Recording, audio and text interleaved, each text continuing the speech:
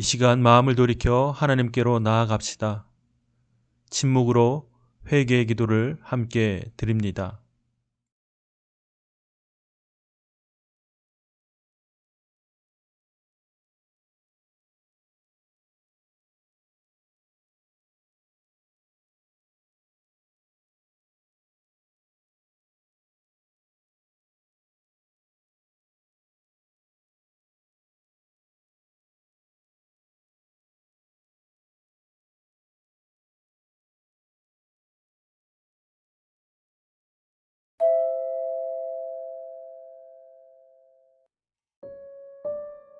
토요일 아침 하나님께서 우리에게 주시는 말씀은 요한일서 2장 1절에서 6절까지의 말씀입니다. 내 자녀들이여, 내가 이 편지를 여러분에게 쓰는 것은 여러분이 죄를 짓지 않도록 하려는 것입니다. 그러나 만일 누가 죄를 짓더라도 아버지 앞에서 변호해 주시는 분이 계시는데 그분은 곧 의로우신 예수 그리스도십니다. 그분은 우리 죄를 대속하는 화목제물이십니다. 그리고 우리 죄뿐 아니라 온 세상의 죄를 위한 제물이십니다.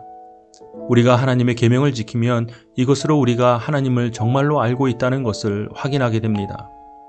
하나님을 안다고 말하면서 하나님의 계명을 지키지 않는 사람은 거짓말쟁이며 진리가 그 사람 안에 있지 않습니다.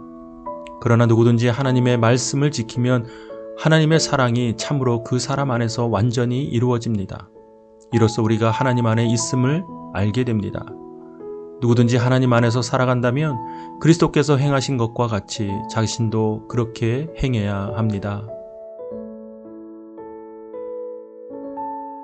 동서양을 막론하고 자기가 쓰는 언어를 어머니의 말, 즉 모국어, 마더랭귀지라고 부릅니다. 자기 나라를 어머니의 나라, 즉 모국, 다시 말해서 마더랜드라고 말합니다.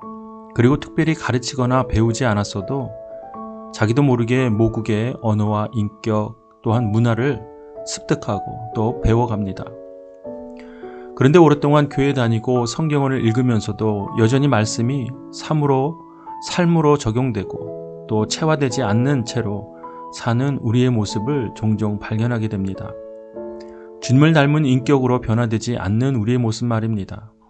우리의 언어는 여전히 세속적이고 행동은 말씀에서 벗어난 모습일 때가 많습니다.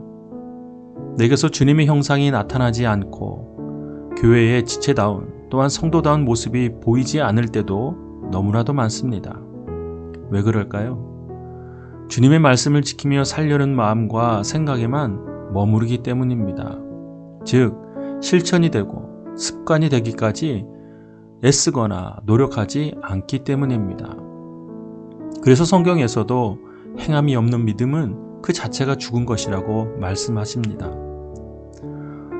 오늘 본문은 분명하게 우리에게 말씀하십니다. 하나님을 안다고 하면서 그 계명을 지키지 않으면 그는 거짓말하는 자이고 그 안에 주님의 진리가 없는 자라고 하십니다. 누구든지 주님의 말씀을 지키는 자는 하나님의 사랑으로 온전한 자입니다. 사랑하는 여러분, 우리가 율법적으로 하나님의 말씀 그 자체를 지키려는 것, 그런 노력보다 물론 그것도 중요하지만 더 중요한 것은 그 말씀이 우리의 삶 자체가 되는 것, 그 삶이 우리의 삶을 이끄는 것, 그런 삶이 더욱 중요한 줄로 믿습니다. 지난 한 주간 동안 우리는 말씀을 통해서 십자가의 길을 걸어왔습니다.